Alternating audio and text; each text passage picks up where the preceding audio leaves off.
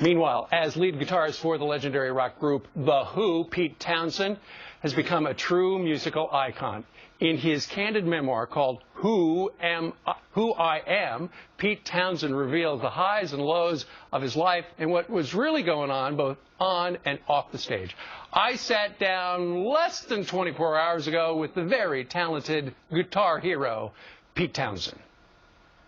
I was surprised to learn in reading your book that you seriously considered naming the band The Hair. So would your book now be called Hair I Am? Hair I'm Not, in my case.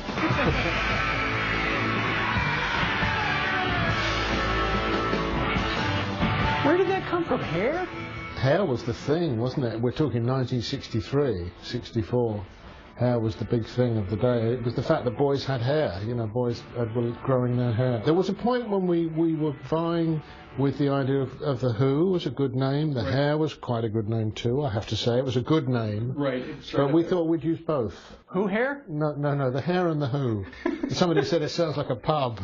It does indeed. At what point did you realize, and I think it was kind of an accident, that not only do people like it when you smash a guitar, but it makes a really cool noise?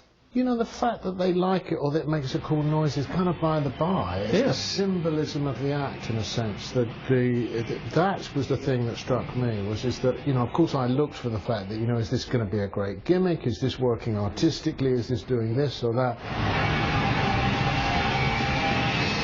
But you were destroying your pocketbook as well, because those guitars were a fortune. That didn't matter.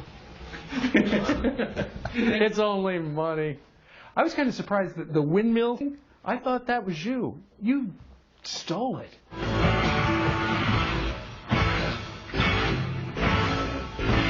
We were supporting the Stones, and Keith Richards was limbering up as the curtain went up, and he was doing that to kind of stretch himself. And I thought it was a beautiful movement.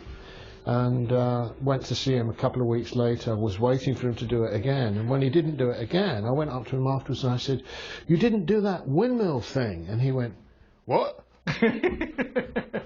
Got it. It's mine. It's mine. Consider it stolen. When I was a kid, I loved your band. Just loved your band, The Who. Because you guys were cool. You had so much talent. You had so much money, so much fame. Please tell me, being you was awful. And I'm happy now. Were you happy then? Not really. You had all that money, you had all those people, they were just dying to get to know you. You know, I think the money is questionable. I don't think we did have a lot of money. We didn't really make money for a long, long time. Of the band, who'd you like the most? Which are your mates? John Entwistle was the one who I was closest to, and I think I write about him with great love and affection and sadness in the book. I'd known him since I was 11. Yeah. And we played together in this little traditional jazz band doing Louis Armstrong songs. What about Roger Daltrey? We're really good now. But the main reason we didn't get along was not because of the tense dynamic on the front of the stage. It was because I had the creative, I was the creative engine. And Roger was a very creative guy, he still is, but I can't write songs with other people. Roger Daltrey has good hair.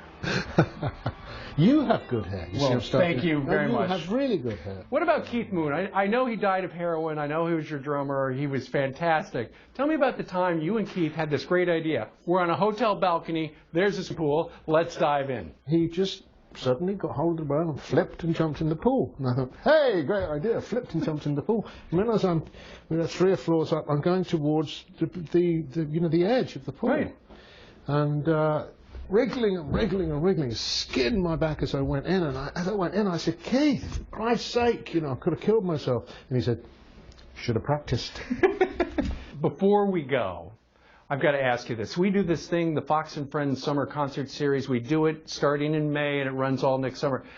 I have been authorized by Fox News Channel to pay you up to $1,000 for you and the rest of the band to reunite on Fox and Friends next summer. Will you do it? No.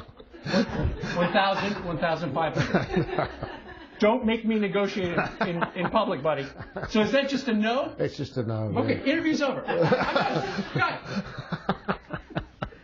I think we came that